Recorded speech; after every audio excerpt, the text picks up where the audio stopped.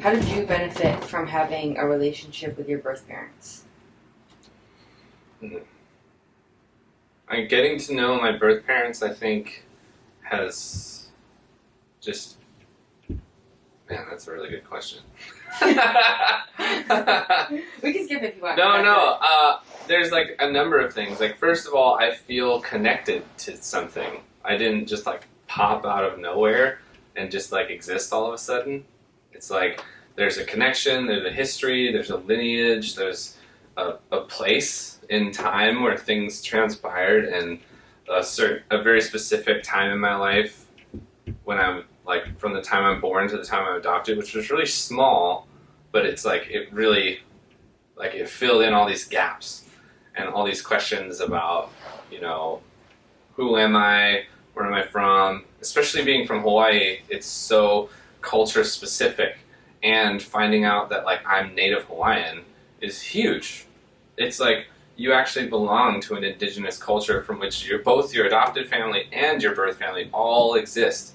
And like, I'm tied to all of that. And so now there's all these crazy threads and things that only would have happened if I met my birth parents. Like, I can't imagine what my life would be like if I hadn't done that. Because I think for a long time I didn't know a lot of things about myself, so I was trying to figure things out by doing things. And once I did that, I don't have to like do so much stuff. It's just like innately starting to like manifest. Does that make sense? Yeah, that's awesome. Okay, what is your relationship like with both your birth parents and adoptive parents? Well, I'm very close now with my birth parents. After we met, I actually decided to move back to Hawaii to spend more time with them. So I actually lived with my birth mom for about 2 years, and I would frequently go and visit my birth father on the Big Island. So I'd spend a lot of time with them, and we talk a lot, and we have a lot of things in common. So it's kind of cool. Like, we get to catch up, and they already kind of know some about, like, my dad being a radio DJ and being around musicians a lot. He knows a lot of things like what I do in my industry as a musician.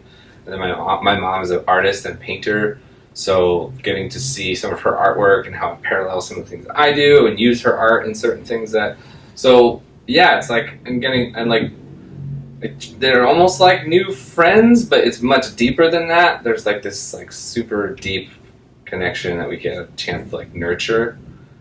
And the interesting thing about that in relation to my adoptive parents is it's actually also improved my relationship with them, because knowing my birth parents, knowing the situation that they were in when they couldn't keep me, and understanding now what my adoptive parents took on and what they chose to do, I like love them so much more for having done what they did, and for having like, you know, you kind of step off into the abyss of like, I'm just going to pick up this kid and like figure out how to take care of him, you know? So, and then again, it kind of ties back into Hawaii, like this crazy story of where my adopted dad, when he was a kid living on Oahu, grew up next door to my birth father's biological family, but my birth father had already been adopted out. So it's like my adopted dad grew up next to my biological grandfather without knowing it. That's right? Crazy. And we made that connection, you know, like 30 years later, and it's like stuff like that wouldn't happen, and it just makes everything feel like is so tightly connected, you know? And even though we didn't know each other, it's like we've always kind of been in this weird proximity. Like my birth mom's side, there's a cousin of mine who has lived in Seattle, and every year the aunts and uncles and my grandma would go to Seattle and visit, but they didn't know that the whole time I was there.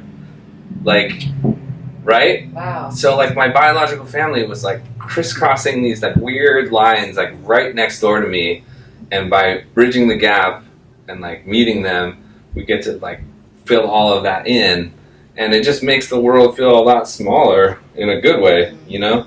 And so yeah, overall, I mean, it's definitely complicated. There's issues around, you know, terms like mom and dad, stuff like that. where it gets a little weird, but everybody's navigating it in a good way because we also know that it's like impossible to go back now. You know, it's not like we can just unlearn or unknow all this stuff. So, and were your adoptive parents supportive of you wanting to like, move back here? And yeah, I think my adoptive parents have always had the foresight of like what was good for me, even though I mostly ignored them for a very long time. And I wouldn't. Such is the nature. Yeah. I like would do almost the exact opposite most of my life, and then recently I've been like, oh shit, they probably like know a lot more about the world than I do, and so yeah, my parents were super supportive, and I feel that they did a great job of kind of keeping their feelings in check and making it really about what I needed to do and what was best for me. Mm-hmm. Like, I don't feel like they imprinted upon me this whole, like, if you do this, we'll hate you, or if you do this, it'll make us sad, or if you do this, then we'll, you know, all that stuff. Even if they felt that way, they never put it on me, so I felt very free to go and, like, meet my birth parents or move to Hawaii, just, like, make the choices for what makes me happy, and then that, in turn, makes me, like, respect them a lot, and naturally just like love them back even more, you know? Awesome. Yeah. That's cool. You kind of answered this one already a little bit, but did your relationship with your birth parents have an impact on your cultural identity? Yeah, so much so. I mean, like, I could speak to it very much because my mom being Filipino, like, I didn't grow up around Filipino people. I didn't really understand what that means, except that my adopted dad is actually half Filipino. So there's this weird thing where, like, in my community, at school, or with the kids that I grew up with, I didn't have it, but it was, like, there, kind of in my adopted family. And I actually was really benefited by the fact that I look like my adopted family. Like, I look like my brother and sister, you know, Japanese Filipino. We're all kind of, like, in this sort of thing. And, so that was kind of cool, but now that I meet my birth mom and get to spend time with that side of the family, it's like opening my eyes up so much to like why I like the things that I like or why I look the way that I look. And like the big one though is definitely meeting my birth father and finding out that I'm Native Hawaiian. Mm-hmm. Like I still process that. Like it's in Hawaii, being Native Hawaiian it's a unique experience. Like, all of a sudden you're part of this indigenous culture with this huge heritage and this huge history in this particular place. And so I'm, like, trying to figure out, like, what's my responsibility to that? What, like, now I teach at a Hawaiian charter school. You know what I mean? Like, not something I would have thought possible for myself several years ago. Yeah. Not something I would have even considered. And so now I, like, identify with my cultural roots. I'm, like, learning my language, learning the music. I mean, it's given me grounding and something to, I don't know, like, for a long time I didn't have a culture, you know? I was like a bass player. Did your that was your identity, your that was my whole identity. Everything about me was being in this bass player, and I was like touring in bands and doing this stuff, but I really wasn't happy. Because it's not like, it doesn't mean anything, you're just doing stuff. Now it's like everything that I do has significance because I feel like I'm part of a lineage. I feel like I'm part of a culture. Yeah. You know what I mean? Did your adoptive parents know that your biological dad was Hawaiian? I haven't really asked them about that. I kind of haven't taken the time to ask them how much they knew about my birth parents beforehand. I know that there was this one, I don't want to say this, I won't say their name, whatever. There was this one couple who was adopting through the agency, and they were saying that if they had the opportunity to know the child's lineage, and if they were Native Hawaiian, they wanted to have that information so they could like send them to Kamehameha and stuff like that. See, and that's where I wonder if maybe my parents didn't know, because like that's the other thing that's really crazy, right? It's like there's all these kind of interesting opportunities or placements for people of a particular culture, and yeah, I never knew about those things or maybe never pursued them in a certain way. You didn't think they applied to you? So Yeah, right? You kind of answered this one already too, but What relationship did music play in your connection with your birth parents? With my birth parents, because my mom plays music, and my dad was a radio DJ and was around music a lot. I feel like it's given us some really amazing things to connect on. My mom wrote me a song. You know what I mean? Like, that's heavy. It's meaningful to me. Like, it meets me on my level, and it communicates in the way that I communicate. And then I also wrote songs for them. I still do. Like, when I go over to their house, like, I'll write songs or play music for them. And yeah, I don't know. It's just it's a way of communicating that that we all understand. You think musical intelligence is genetic? I think there's a certain level of exposure.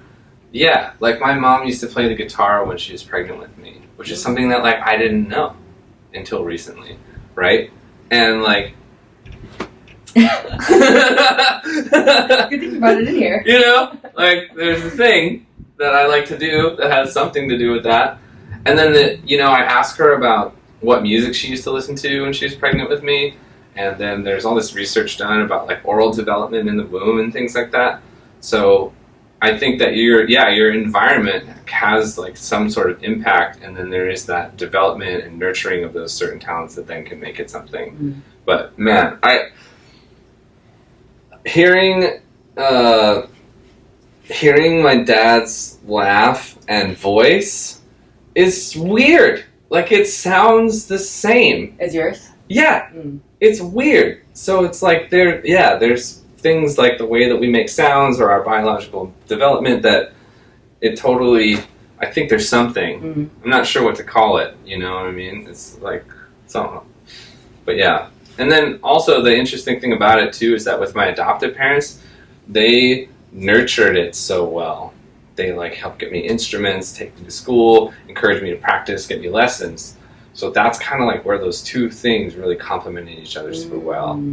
It's like maybe there was an innate natural talent or whatever you want to call it, and then having some people who could step in and really like make the most out of it because like their resources and the kind of people that they are, then I actually get to like realize the full potential of what I was given from that. You know what I'm saying? Yeah, that's awesome. Yeah. Prospective adoptive parents are in for a treat. You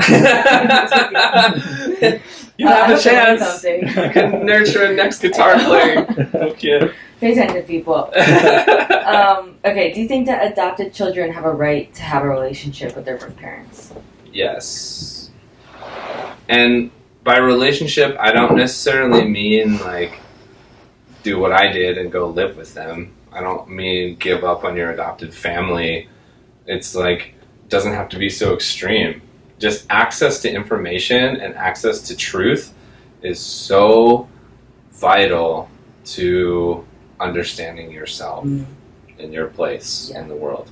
And it doesn't even, my parents really did a special thing where they kind of eased me into certain elements of it. I don't know if it was consciously, but like my dad gave me this piece of paper.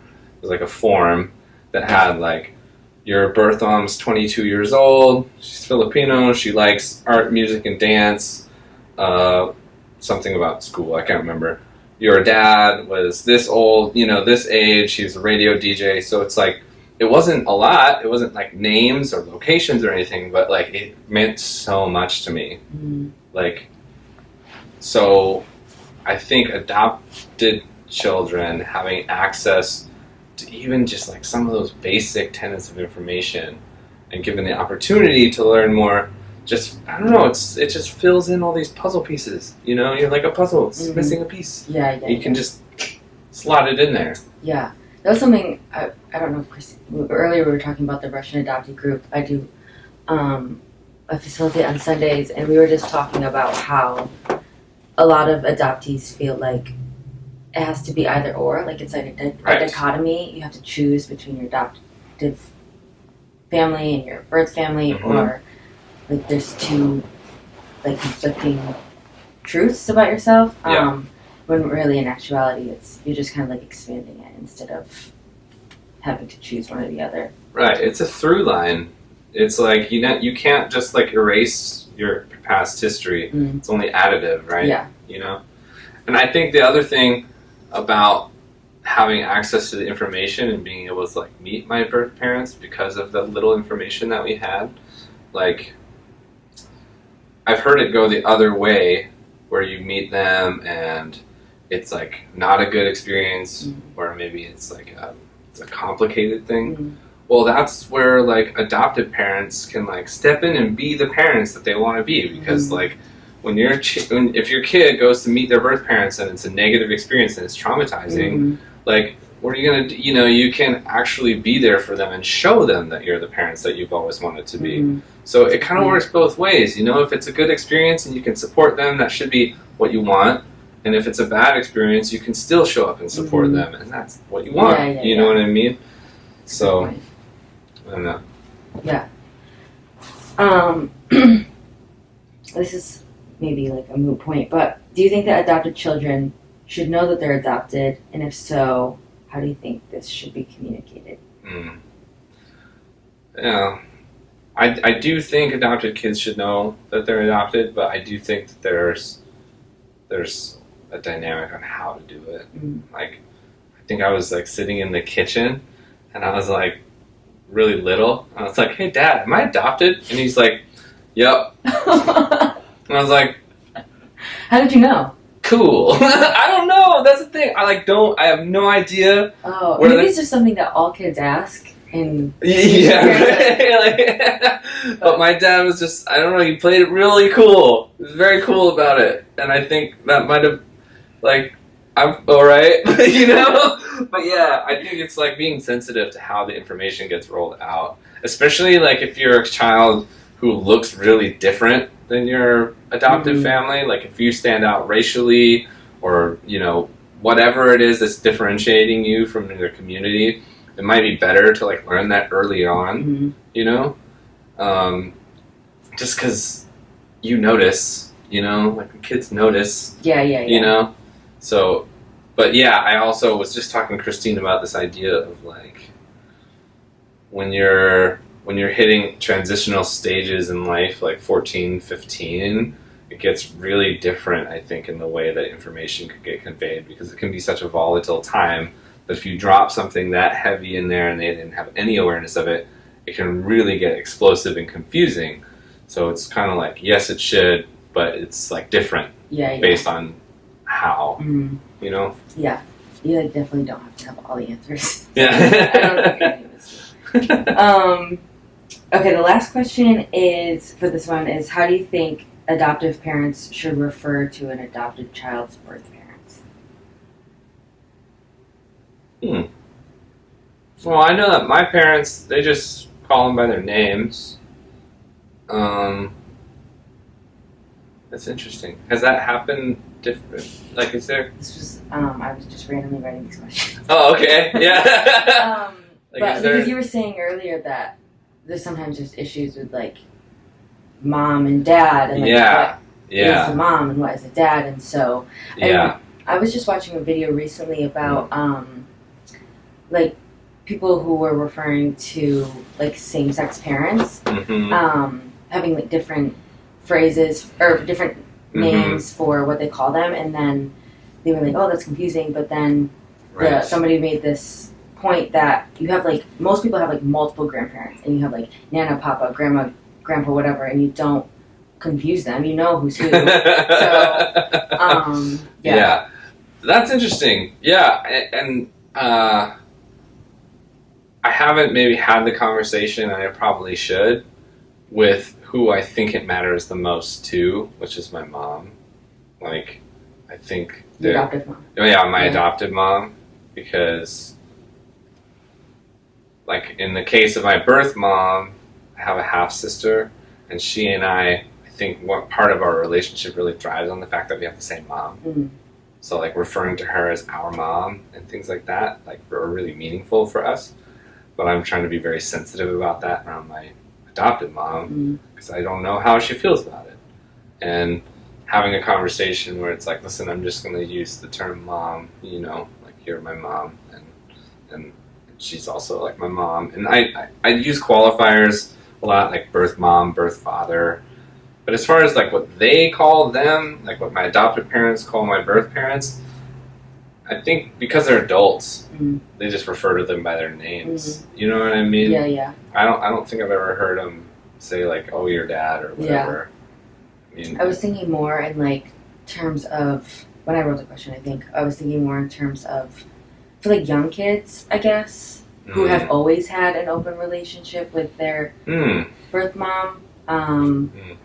I think it just is a sign of respect when adoptive parents are referring to the birth parents as whatever, instead of just like birth mom or something that's very like generic, clinical, and not personal. Yeah. Right. Actually, that's true. It is cool that my parents like use their names. Yeah. Like address them as they are, for sure. Yeah. Okay, cool. Thanks. I actually really enjoyed the conversation. Okay. It's kind of like a lot of me talking. So. No, I hope it didn't feel like I was like, because we're in this like therapy room, and I hope it didn't feel like I was like providing therapy services. Okay, so now we can do just anything that you think that you would want your adoptive parents to know. So my adoptive parents to know. Yeah. Oh. It's okay. You don't have to answer this. No, it's just such a. I mean, because it's. We won't show them. Well, that's the issue, right? Yeah. Is like I want my adoptive parents to know, like I always will love them forever and ever and ever and always. They're always going to be my parents, regardless of who comes into my life, no matter what. I only am grateful for what they did for me. Like. Yes, we had issues, we fought, I had a lot of conflicts and problems, just like any dynamic with your kid and your parents. But like the fact that now as an adult, I understand the implication of like if I was just going to go like pick up a kid today and take care of it for 30 years, which they really have, like taking care of me like my whole life. That's huge. It's unbelievable, and I don't know how to say thank you. I don't know how to thank them for never making me feel like I owed them anything, or making me feel like it's okay to have your issues. I used to I would want my adoptive parents to know that I used to feel like I was a huge burden and this like horrible choice that they made. Like I was the result of this mistake that they made of adopting me. And I used to feel that way. But now I notice so much more that I don't think it was them making me feel that way. It was like me not knowing how to reconcile my feelings and like seeing how supportive they are as an adult. It's like, it means a lot to know. Do you think that they could have done anything more to support you because you're going to have those feelings regardless then?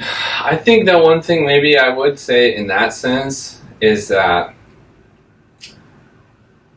the kid that you adopt is not, because my parents had other children, like the kid that you adopt is not going to be like what you want them to be. We talk about that a lot, letting go of the ideal child, just any parent in general. Right. And that was an issue because growing up, I was very different than my other brother and sister. So, like, I think there was a period of time where they really wanted me to, like, be like their other kids. And I'm so different that it was, like, on both sides, both of us having to, like, let go of our expectations of what each other wanted to be, you know? And, like, same for me, too. I wanted different parents. You know? We all want different parents. And it just so happens that I had other ones. So I was very lucky in that. And what's funny now is like my birth parents actually facilitate a lot of what my adopted parents didn't. But I'm also finding out so much about what my adopted parents facilitated that my birth parents couldn't. You know what I mean? There's like a weird balance of that. But yeah, I think those things. Maybe, I don't know. Yeah, I'm just grateful for them to give me a family. like a real family. Yeah. Like, some people say, like, you know, you choose your family based on your friends or whatever, but like to be chosen is it's this other thing. I'm gonna cry when I watch this later, but I'm really trying to hold it together because I just like I didn't see my adopted parents for like 2 years. Like that's the longest time I've kind of gone without seeing them, and then I went up and visited, and it was like so many things getting opened up and unloading because like we just like haven't seen each other for so long, and we were realizing how finite our time is. Like we're approaching these moments when my adopted parents are talking about, you know, moving on to like, you know, and yeah, it's getting real. It's getting so real. Yeah. So like this is tough because like this is stuff that I want them to know, but like I should tell them, and I haven't. And maybe that's the other thing to know is like your kids probably love you like way more than you ever really know. Is there anything that you wish they had done more or less of? I don't know. I mean, it's complicated because I see them now as people. So like there was things that I wish I could have been, like I wish they could have been more patient with me. I'm like a huggy person, so I could have used like a few more. Just a few more. I'm getting them in now, which is good. But that's kind of like that thing, you know, it's like I grew up in some of these environments where it just felt like I wanted physical and tactile interaction and emotional support, whereas like I got a lot of more like financial support and like we're here for you sort of things. And like I wonder how much of that is like cultural, because you said your mom's like Japanese, right? That's true. Yeah, cultural and totally like things about my dad's upbringing that then he's having to adjust. Like I introduced an element into his life of like, this boy cries a lot. Oh, yeah. You know? This boy is crying and I don't know why. And he likes to play the piano a lot. What do I do with him? Here is a carburetor. You know?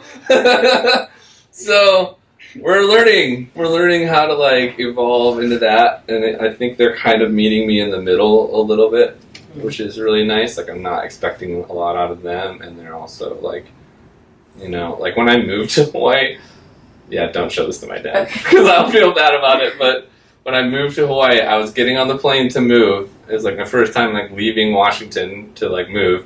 I was like, okay, Dad, love you. And he goes, okay, bye-bye now. And then he gets in the car and like drives away. I was like, all right, just take what you can get, bro. Let's do this. Take what you can get. But then this last trip, when I was leaving, I gave my mom a big hug, told her I love her, and she says, love you. And then I gave my dad, and he hugged me, and he goes, I love you. I'm proud of you. Oh. And it's like, just hold out, man. It'll happen.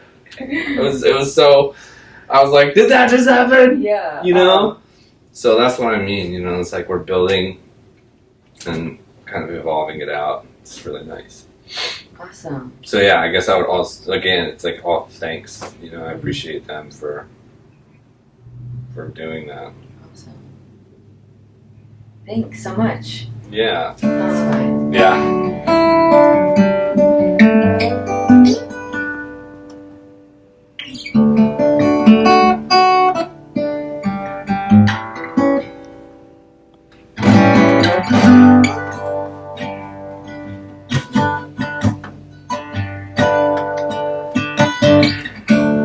Dad, can you please tell me how to be a better man? Dad, can you forgive me? 'Cause I'm doing the best that I can.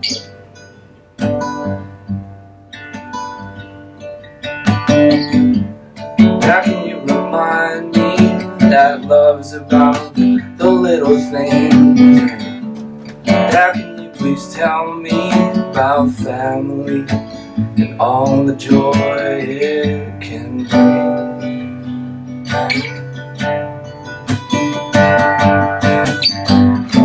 'Cause I know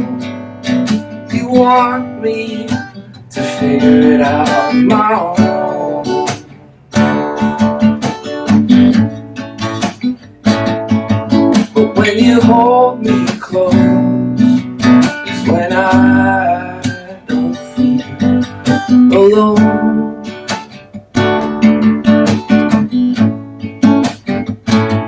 And I know you've made mistakes that cause pain you can't forget.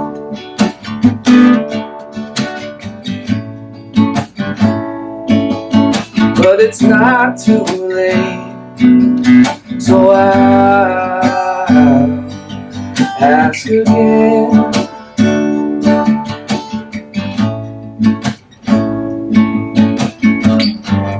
Now can you remind me of